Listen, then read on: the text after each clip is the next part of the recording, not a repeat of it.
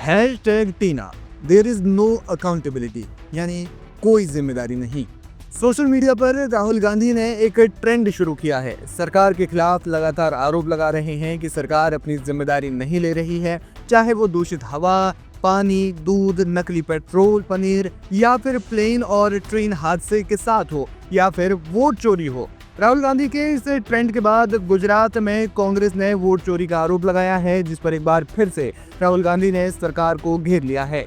राहुल ने एक्स पर अपने पोस्ट में कहा, गुजरात में एसआईआर और चुनाव आयोग की देयर इज नो अकाउंटेबिलिटी। नेता विपक्ष राहुल गांधी ने वोट चोरी का खुलासा होने के बाद भाजपा ने उसका नेक्स्ट लेवल चुनाव चोरी का मॉडल अपना लिया है। चुनाव चोरी मतलब आपके वोट अधिकार की चोरी। इसका नया खेल गुजरात में सामने आया है। नियमानुसार चुनाव आयोग ने एसआईआर के बाद ड्राफ्ट लिस्ट जारी कर आपत्तियां लेना शुरू किया और 18 जनवरी अंतिम तारीख घोषित कर दी। 15 जनवरी तक गिनी चुनी आपत्तियां आई, लेकिन असली खेल उसके बाद शुरू हुआ। षड्यंत्र के तहत अचानक लाखों आपत्तियां यानी कि फॉर्म 7 जमा करा दी जाती है।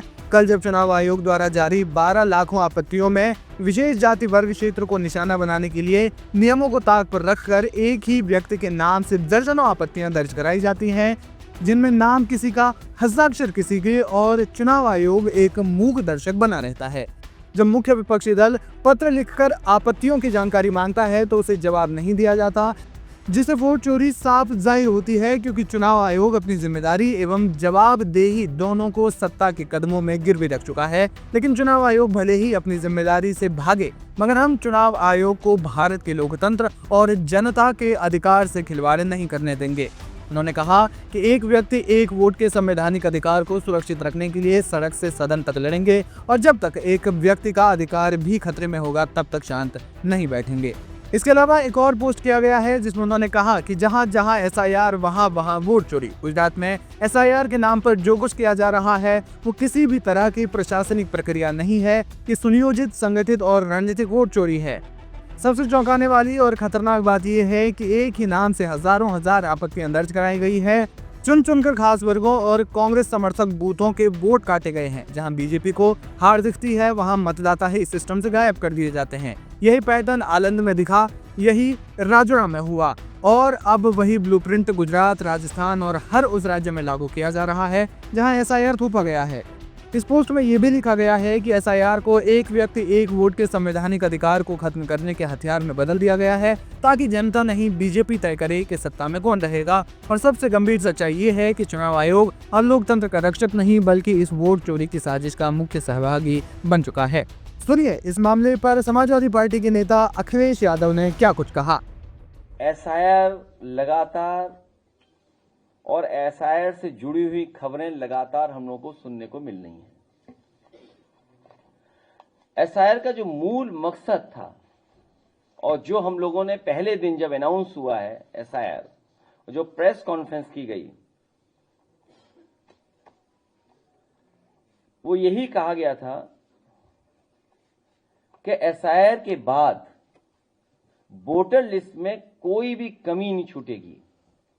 4 नवंबर 2025 को एसआईआर की घोषणा के समय मतदाता सूची को शुद्ध, समावेशी बनाने की बात कही गई थी।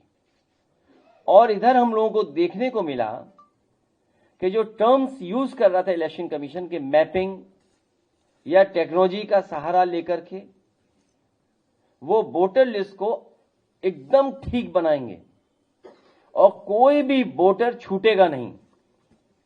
लेकिन देखने को मिल रहा है, मैं एक ओवरऑल केवल एक कॉन्स्टिट्यूंसी का बताना चाहता हूं, ओवरऑल एक कॉन्स्टिट्यूंसी का केवल। अभी अगर एक कॉन्स्टिट्यूंसी में ये चीजें देखने को मिल रही हैं तो सोचिए पूरे प्रदेश में, और जिस तरह की तैयारी है इनकी अधिकारियों के माध्यम से, क्योंकि सरकार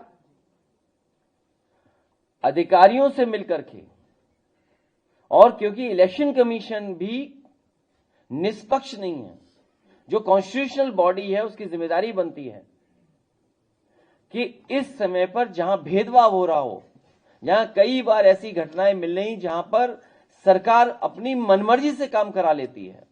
और फिर जब बाई इलेक्शन में हम लोगों ने देखा था कि पूरा का पूरा बाई इलेक्शन में वोट लूटा गया था और अधिकारियों को लगा करके पूरा का पूरा बूथ लूटा गया, सीसीटीवी के फुटेजेस हैं, लेकिन इलेक्शन कमीशन ने उसके बाद यह फैसला लिया कि कोई भी सीसीटीवी फुटेज किसी भी पॉलिटिकल पार्टी को नहीं दी जाएगी। वो इसीलिए क्योंकि बाई इलेक्शन में पुलिस ने अपने कपड़े बदल करके बूथों पर जाकर के वोट डाला था, जो बाई इलेक्शन उत्तर प्रदेश में हुआ था। अब वोटर लिस्ट ठीक करने का एसआईआर चल रहा है, जो रिवीजन चल रहा है, इस रिवीजन के माध्यम से भी बहुत सारे घोटाले, साजिश, षड्यंत्र और विपक्ष को कमजोर करने के लिए बहुत सी तैयारी सरकार कर रही है।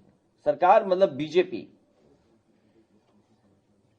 समय बढ़ाना इसका मतलब पूरी तैयारी नहीं थी, फिर समय बढ़ाना इसका मतलब बिल्कुल तैयार नहीं थे। आखिर कौन सी टेक्नोलॉजी इस्तेमाल करें, कौन टेक्निकल लोग हैं जो उनका साथ दे रहे हैं इलेक्शन कमीशन का। कम से कम पहली मांग हमारी होगी कि समाजवादी पार्टी को जो जानकारी इलेक्शन कमीशन से समय समय पर मिली थी कि हम बीएलए को ट्रेन करेंगे, बीएलए की जो ट्रेनिंग कराई थी वो हम और आप सब लोग जानते हैं, बीएलओ की जान चली गई। न जाने कितने बीएलओ की जान गई और जान जाने में मदद किसी ने नहीं की। तो हमारी मांग है कि समाजवादी पार्टी के हम अपनी टेक्निकल टीम को इलेक्शन कमीशन से कहेंगे कि उन्हें भी समझाइए कि आखिरकार ये क्या हो रहा है, वोटर लिस्ट में कैसे क्या कर रहे हैं। क्योंकि जब हम देखते हैं केवल एक कॉन्स्टिट्यूएंसी, असेंबली कॉन्स्टिट्यूएंसी की बात कर रहा हूं मैं, कन्नौज सदर 198, जो डेटा बता रहा है वो डेथ का है 12,884, अनट्रेसेबल एंड एब्सेंट 30,814, रिफ्यूज्ड जो फॉर्म नहीं वापस आए 1,287, permanently shifted 31,564, unknown 7, already enrolled 6,000। तो टोटल बनता है 83,226। लेकिन इसके साथ सवाल यह है कि डुप्लीकेट इतने हमें मिले दिखाई दे रहे हैं, डुप्लीकेट वोट। ये डुप्लीकेट देखिए आप, मैं कहूंगा स्क्रीन पर रन थ्रू कर दें वो डुप्लीकेट। ये देखिए डुप्लीकेट, मतलब इतना इलेक्शन कमीशन क्या कर रहा है। एक ही नाम से दो वोट, ये आप रन थ्रू कर दो। ये देखिए, ये है लिस्ट और बाकायदा लिस्ट है नाम के साथ। और तब हम लोगों ने, जब हम अपने एफर्ट से मैनुअली, हमें कोई टेक्निकल सपोर्ट नहीं मिल रहा है, हम कैसे ढूंढेंगे, हम कैसे ढूंढेंगे कि डबल है नाम, हम कितने पन्ने पलटेंगे। तो मेरी मांग है कि इलेक्शन कमीशन हम लोगों का सहयोग करे, वो टेक्निकल एक्सपर्ट्स पार्टी कार्यालय भेज दें, या कोई लैब हो या कोई ट्रेनिंग इंस्टीट्यूट हो, वहां हम अपने वर्कर्स को भेजेंगे बूथ स्तर के, जिससे कि वो भी ट्रेन हो करके आए और ये पता कर सकें कि कोई डबल वोट तो नहीं बना लिया बीजेपी ने, या फर्जी वोट तो नहीं बना लिया है। क्योंकि अब फर्जी वोट बनाने की तैयारी कर रहे हैं लोग।